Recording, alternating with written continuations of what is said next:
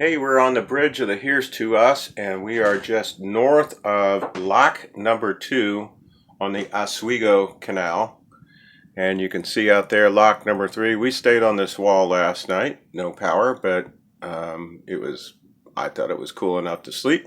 We have a difference of opinion on that. Anyway, today is 5 locks, the last locks that we will go through before we put the boat into winter storage in A Bay, also called Alexandria Bay. I guess the locals call it A Bay. So I've heard Alex Bay. Alex Bay, Alexandria Bay, A Bay. So we are looking for the best conditions to cross the southeastern portion of Lake Ontario. It's not a long trip, about 35 miles across that open water. And it looks like tomorrow midday would be best, so we're planning on staying at Oswego, most likely the Oswego Marina. And one of the things that, you can get information from various sources. I like Skipper Bob because it gives me mile by mile what's happening on these canals. But the information in there obviously is perishable. Anything in print is pretty perishable. So then we go to Navionics Active Captain Notes and people who post things that are a little bit more timely. And then also on Waterway Guide, the electronic version of that to cross-check some of those things. But there's nothing like a phone call to a lockmaster who knows what's going on. So I called the lockmaster at lock 8 and asked, hey, is there still power after the lock on the west wall? She says no, they've taken the power out of there. So we were going to go and just tie up at the lock wall north of lock 8 and do that. However, we're going to go to a marina. Most likely we're going to go to the Oswego Marina where we stayed last time we went through here, and they've got great facilities there. It's $2 a foot and that includes the electric. Another option was Alex's on the Water, which is a Holiday Inn. So I think we'll opt for the known, going in and having power and getting a good night's sleep. Rev likes to have power and air conditioning to sleep, so we'll do that, even though it's quite brisk out here, but I think it's still in the mid 50s or so, and so even in the cabin down there it's a little warm for Rev to sleep, so we'll make her happy. Got to make your first mate happy. So today, that's good advice right there. Yeah, it's good captain's advice, to make your first mate happy. Take care of your first mate, and your first mate will take care of you. Right. So, a good partnership. So 5 locks today. The one in front of us is going to drop us 27 feet. Let me look at my notes here because I consolidated on one piece of paper here so I have ready reference to it as I study the route on here. Look at my Skipper Bob and look at all the information's available. I'll put down what's important to me on here so I have one place to look at it as I'm driving the boat. Canal Landing Marina is also up here, and we noticed last night it's just to the south part of Lock 3. And if you have a boat that's 42 feet or less in length, looks like you could park there. However, this year they didn't even put the docks in. We went by and it was in pretty sad shape. Looked like some of the electrical pedestals had been vandalized, but it looks like it would be a neat little place. There's a tavern there, so maybe in future years you'll be able to take advantage of that right there south of Lock 3. Lock 3, like I said, is going to drop us 27 feet. It says it just has cables, but we'll see. I can't imagine it just having cables because I don't know how you latch onto those, Rev, but we'll see when we get up there. After that, about 6 miles down is the Minetto Free Dock, and that is, I think, just short of Lock 5. And you'll say, where's Lock 4? There is no Lock 4. Okay, so that's just kind of a gotcha on this. I guess they originally thought they needed a Lock 4, and then they decided not to, but then they renumbered them. They didn't want to renumber them, so we go from Lock 3 to Lock 5. That'll drop us 18 feet, and it says it has ropes and cables.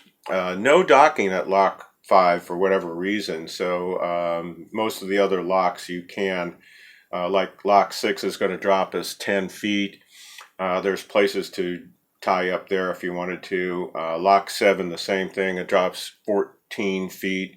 And various configurations of, ropes, cables, and even I think lock 7 stated it had pipes. So we may see that. And then finally, lock 8 will be the last lock on the Oswego Canal, just a drop of 10 feet. And we will, right after that on the starboard side, we'll be able to see the Holiday Inn where you could tie up if you wanted to. Or we're going to go into the marina, which will also be on the starboard side.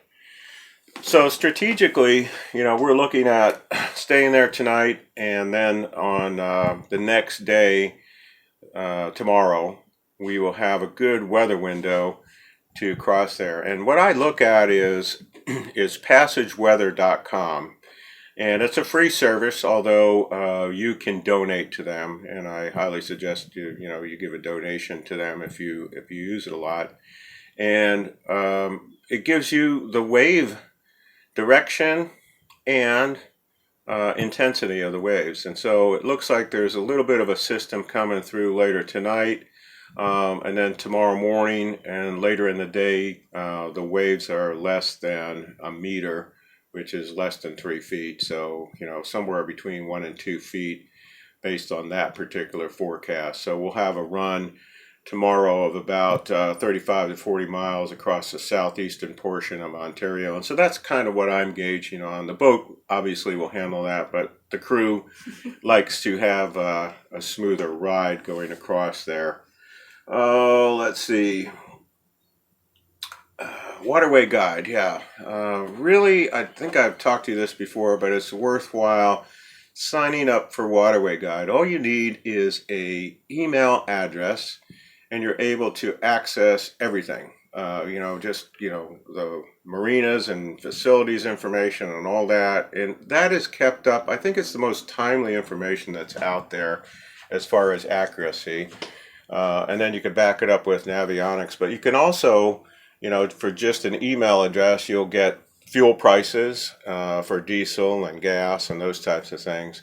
And then there's a subscription service for Waterway Guide too, which you can get a little bit more information and updates. I think there's 2 or 3 different tiers in there.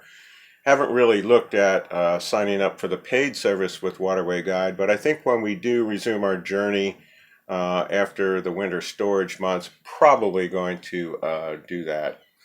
So some of the tools that are available to you, that passage weather and the Waterway Guide, very good information as you go along the way. But then again, nothing like a phone call for real-time information as to what's going on, particularly in times like this where some services are starting to close.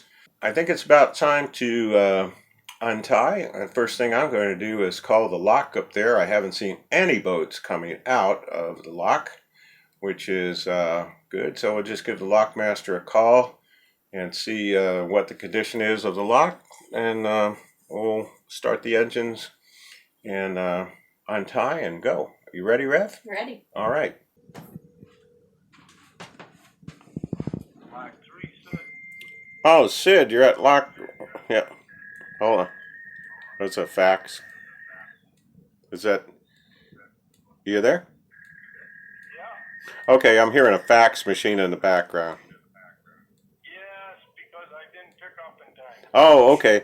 Hey, well, this is this cruiser just south of Lock 3, and we're going to be coming your way here in about 10 minutes. Okay, I got one on the way up from 5, so as soon as I let him out, I'll get ready for you. Oh, okay, well, we'll watch to make sure he comes out, and then we'll come in. Okay, I'm really not sure how far he is out, so I hope I don't hold you up too long. Well, why don't we just wait until we see him enter the lock, and that way, we don't have a problem. Okay, well, I'll give you a call on the radio. How's that? That sounds good. Radio? Yeah, we have a radio. We'll be on 1-3. Okay. Thanks. Thank you. All right, bye-bye. All right, so same lockmaster that was back at lock 2, Sid, is operating both of these. They're not that far apart, so he must be operating lock 3. He says he has one coming southbound. So we haven't seen a boat the entire morning, but now about we're ready to go. So there's going to one lock south. So once we see that boat entering the lock, we will get ready and go. No sense in starting it up and shutting it down, right, Rev? That's right, baby. Okay.